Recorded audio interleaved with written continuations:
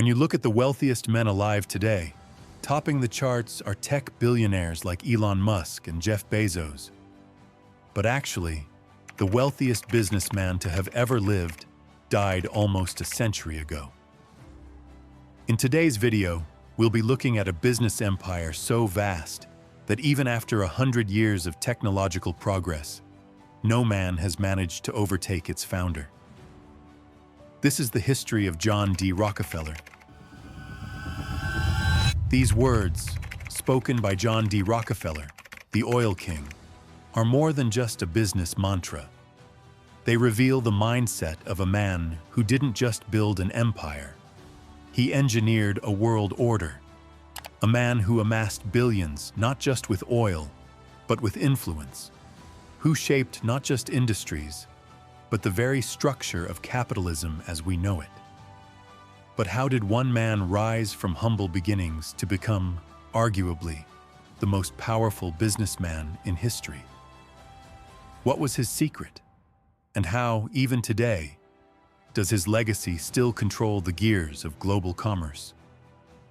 In 1839, in the quiet town of Richford, New York, a boy was born who would grow up to change the world. John Davison Rockefeller. His father, William Avery Rockefeller, was a traveling salesman, but also a con man known as Devil Bill. He sold snake oil remedies and often disappeared for long periods, leaving young John to fend for himself. From his father, John learned two critical things: how to sell and how not to live. His mother, Eliza, was the opposite. A devout Baptist who instilled discipline, frugality, and faith in her children. This balance between hustle and restraint shaped Rockefeller's personality. At 16, Rockefeller landed his first job as a bookkeeper. He was meticulous, quiet, and obsessed with numbers. Every penny he earned was tracked. Every expense was logged. He once said, "Do not many of us who fail to achieve big things fail because we lack concentration?" The oil gamble. By the age of 20, Rockefeller had already entered business partnerships, but his life and the world would change with one word: oil. The Pennsylvania oil rush had begun, and America was going black gold crazy. But while others rushed to drill, Rockefeller focused on something else. The part most ignored: refining. Oil was useless until it was processed, and he knew the real profits were not in striking oil, but in perfecting it. In 1870, he founded Standard Oil, and within 10 years, he wasn't just refining oil, he was controlling it. Over 90% of all oil in the United States flowed through Rockefeller's empire. But this wasn't luck. It was strategy. So how did one man take over an entire industry? Efficiency, obsession, ruthlessness. Rockefeller negotiated secret deals with railroads, getting huge discounts that crushed his competitors. He bought them out quietly or undercut them until they folded. Then he'd absorb their businesses. He created pipelines, refineries, transport systems, all connected and optimized. His philosophy: cut the waste, maximize the profit. And soon, Standard Oil wasn't a company, it was a machine. But Rockefeller didn't just want to be rich, he wanted control. Through horizontal integration, he eliminated competition. Through vertical integration, he controlled every step of the process, from extraction to retail. He didn't just refine oil, he dictated how the oil business worked. By the early 1900s, Rockefeller was no longer just a businessman. He was a king, one who ruled from the shadows. Politicians, banks, industries, they all felt his reach. But while his power grew, so did public resentment. Journalist Ida Tarbell published a devastating exposé: The History of the Standard Oil Company. It painted Rockefeller as a villain, ruthless, secretive, and dangerously powerful. And the government took notice. In 1911, After years of legal battles, the U.S. Supreme Court declared Standard Oil a monopoly and ordered it to be broken up into 34 separate companies. To the public, it was a victory. But to Rockefeller, it was a masterstroke. Each of those 34 companies skyrocketed in value. Rockefeller's wealth increased, not shrank. The split diversified his holdings and multiplied his influence.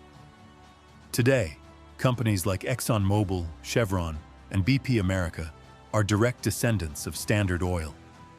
The empire was never destroyed. It was decentralized.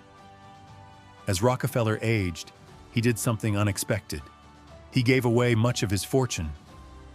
Over 500 million, equivalent to tens of billions today, went into foundations, universities, medical research, and education. He helped eradicate diseases like hookworm and yellow fever.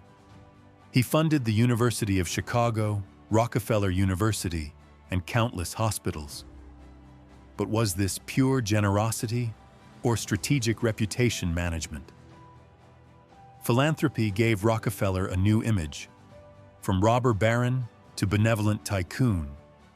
It also allowed him to guide research, science, and education, shaping future generations in ways money alone couldn't. And in true Rockefeller fashion, even his giving had structure. He pioneered scientific philanthropy, where donations were measured by impact and returns, not emotion. Behind the empire was a woman who rarely stepped into the spotlight, Laura Spelman Rockefeller. She shared his values of discipline and charity, and together, they raised a family destined for legacy. Their son, John D. Rockefeller Jr., was groomed to continue the mission, not just of wealth, but of influence. And he did. The Rockefeller family helped shape institutions like the United Nations, Rockefeller Center in New York, and even policies around global development. The Rockefeller Foundation went on to influence medicine, education, and world affairs. One Rockefeller grandson, David Rockefeller, became head of Chase Manhattan Bank and a key figure in international finance. He dined with presidents, advised kings, and quietly shaped global policy. Was this just a successful family, or something more? Conspiracy or legacy?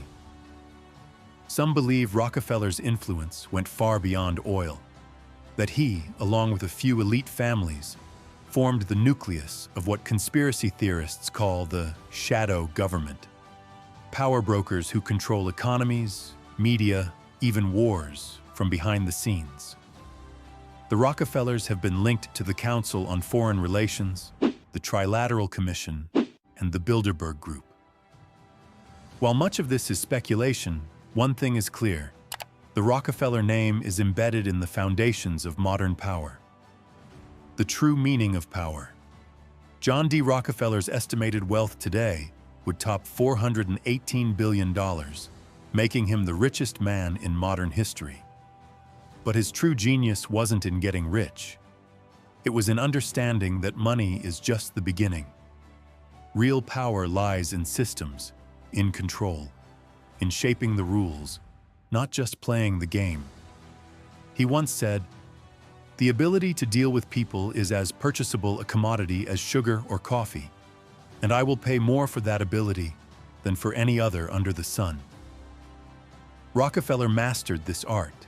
He dealt in influence, not just oil, and that's why his legacy still stands tall. Was Rockefeller a visionary genius, a ruthless monopolist, or the secret boss of the world? The answer might be all of the above.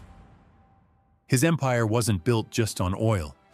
It was built on strategy, vision, and invisible power, the kind that still moves the gears of business and politics today. The world may never know the full extent of his reach, but one thing is certain: John D. Rockefeller changed the world, and his shadow still lingers long after the oil stopped flowing. Don't forget to like, comment, and subscribe for more untold stories of the world's most powerful and mysterious business moguls.